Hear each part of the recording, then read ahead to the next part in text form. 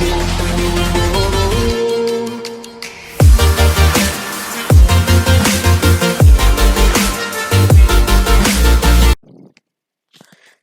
friends, welcome to your channel Edu Hotspot. So today we continue our chapter Electricity of Class 10 Physics.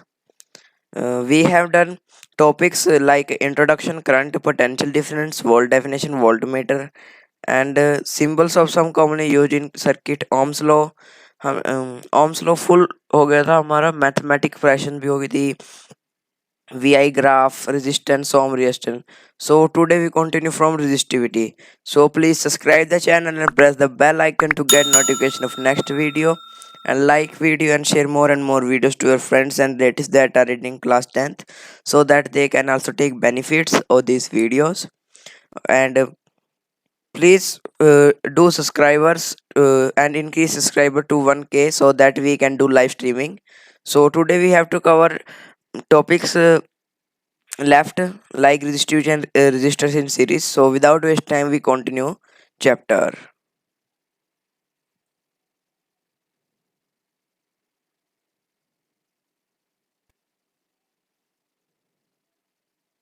So we have to start from resistivity, that is P, that is denoted by capital P.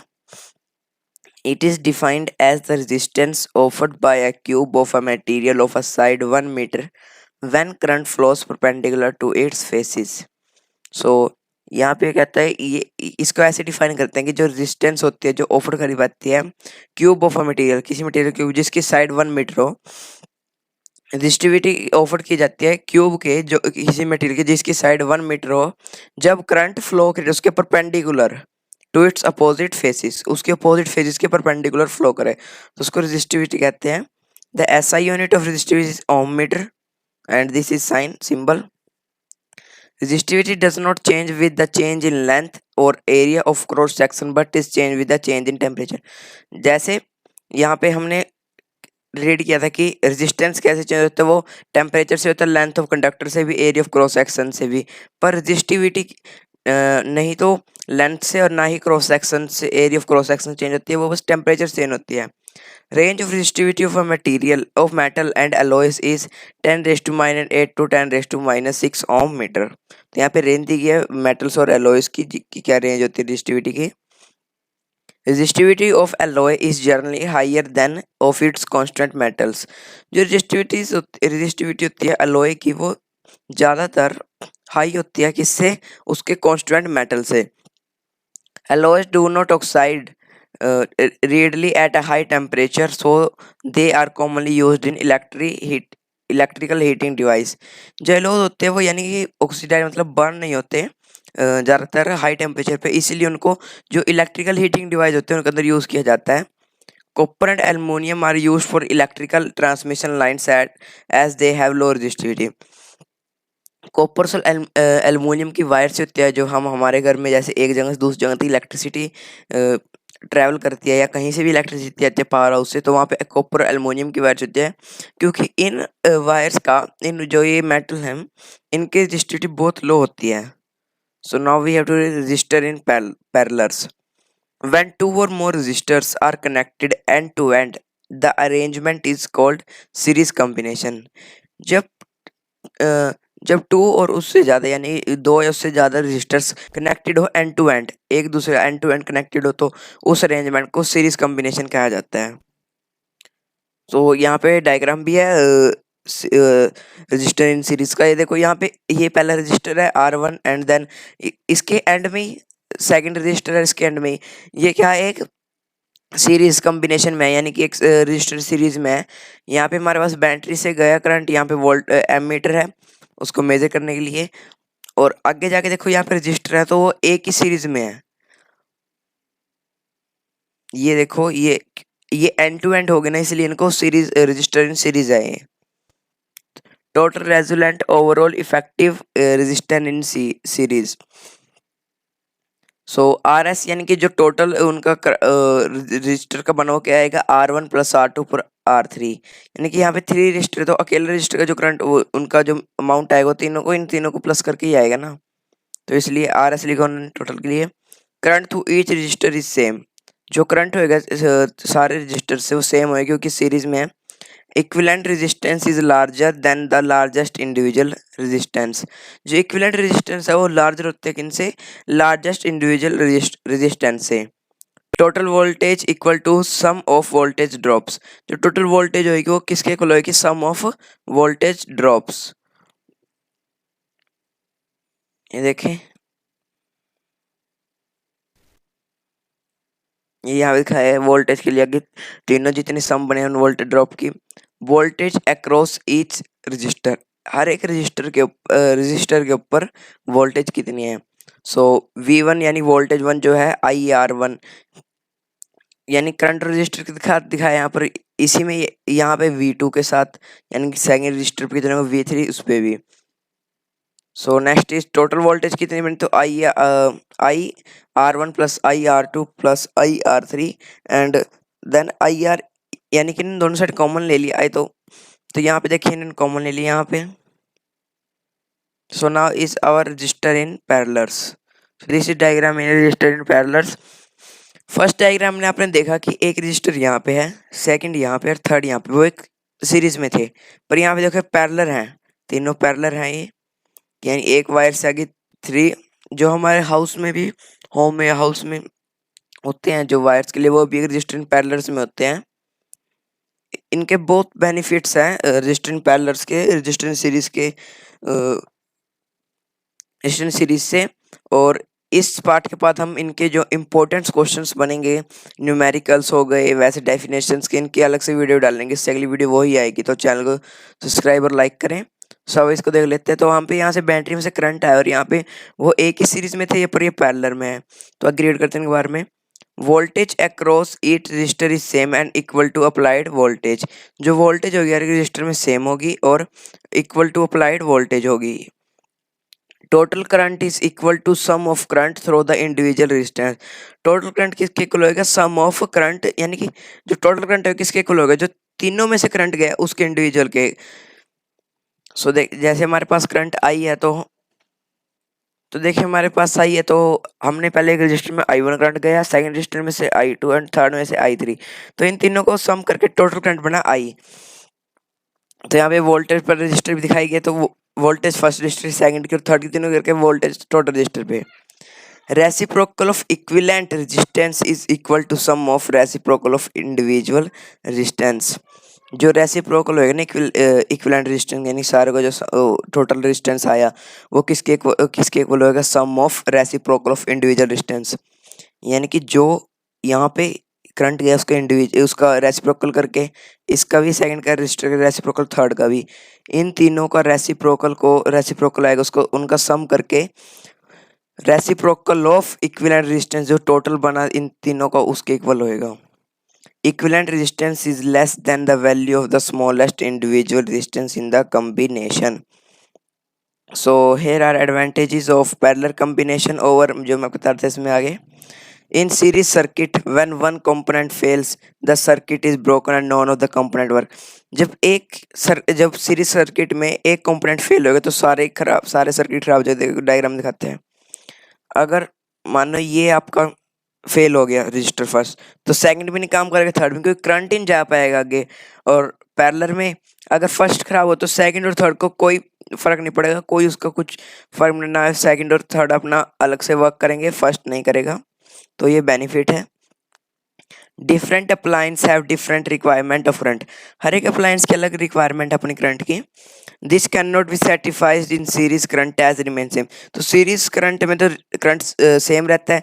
अगर आपके घर में register इन series है, तो अगर एक आपके पास refrigerator एक फैन है, तो रेफ्रिजरेटर ज़्यादा रिक्वायरमेंट है उसकी एनर्जी। तो अगर वो सेम करंट जाएगा तो कैसे का रेफ्रिजरेटर काम करेगा, जो वही सेम एनर्जी फैन के पास जा रही है। तो इसलिए ये सीरीज में नहीं होता, ये सीरीज में यही होता है कि उसमें सेम करंट जाता है, पर लेकिन पैरेलल में नहीं। So third is the total resistance in parallel circuit is decrease. जो टोटल रेजिस्टेंस है वो पैरेलल में डिक्रीज हो जाता है। So now we have heating effect of electric circuit. If an electric circuit is purely resistive, The source of energy constantly gets dissipated entirely in the form of heat. This is known as the heating effect of electric current. तो वो क्या कहते हैं, वो कहते हैं जब कोई इलेक्ट्रिक सर्किट प्योरली रेजिस्टिव हो प्योरली, तो सोर्स ऑफ एनर्जी होता है वो कॉन्स्टेंट गेट डिसिपेट होता है, डिसअपियर हो जाता है एंटायरली पूरी तरह किस फॉर्म में, हीट की फॉर्म में। तो उसको कहते हैं हम heating effect of electric current. तो यहाँ पे हमें एक फॉर्मूला दिया, heat produce H equal to V L T, V equal to I R. So heat produce equal to H equal to I square R T. तो पहले हमें दिखाया है कि इक्वल टू पी होता है, दैट डायरेक्टली प्रोपोर्शनल होता है वी आई टी। सो यहाँ पे उन्होंने वी किसके इक्वल होता है, आई आर के, तो उन्होंने यहाँ पे आई स्क्वायर आर टी हो गया। So now we have Joule laws of heating effect of electric current. It states that heat produced in resistor is directly proportional to square of current. तो यहाँ पे कहता है जो हीट प्रोड्यूस या register के अंदर किसके डायरेक्टली प्रोपोर्शनल होते हैं, स्क्वायर ऑफ करंट के। यानी कि अगर स्क्वायर ऑफ करंट को इंक्रीज करेंगे हम, तो हीट प्रोड्यूस हो या जो रजिस्टर है वो भी इंक्रीज होएगा। तो हमारे पास इसकी इक्वेशन भी आ गई, इसको हमने फर्स्ट मार्क कर लिया। It is directly proportional to resistance for a given current. ये डायरेक्टली प्रोपोर्शनल किसके होता है, heat given resistance of for a given current. So heating effect is desirable in device like electric heater, electric iron and electric bulb, electric fuse etc. जो heating fact होता है किसके अंदर desirable होता है, जैसे हमारे पास electric heater, electric iron, electric bulb और इलेक्ट्रिक फ्यूज है। Heating effect is undesirable in device like computer monitor, TV. Heating effect किसके अंदर नहीं होता, अनडिजायरेबल होता है किसके अंदर, कंप्यूटर के अंदर कंप्यूटर मॉनिटर, टीवी, रेफ्रिजरेटर और उन यानी जो इन जैसे हो गए। और electric bulb most of the power consume by filament appears a heat and a small part of it radiate in form of light. जो इलेक्ट्रिक बल्ब होता है बहुत ज़्यादा फिलामेंट यानी कि जो अपीयर्स होता है वो हीट कंज्यूम करता है और उसके उसकी फॉर्म में निकालता है, उसको लाइट की फॉर्म में निकालता है। सो next topic is filament of electric bulb is made up of tungsten. Because अब हमें पढ़ना है कि जो फिलामेंट होता है इलेक्ट्रिक बल्ब को टंगस्टन से ही क्यों बना होता है। क्या रीजन है, फर्स्ट रीजन है it does not oxidise readily at high temperature. Oxidise मतलब वो बर्न नहीं होता हाईली टेम्परेचर पे। It has melting point 3380 degree Celsius. अगर वो मेल्ट करना है तो उसका किस पे, कितने डिग्री सेल्सियस पे मेल्ट होगा वो, 3380 डिग्री 80 डिग्री सेल्सियस पे। तो देखो कितना ज्यादा, वाटर से तो कितना ज्यादा है, ये बहुत ज्यादा है।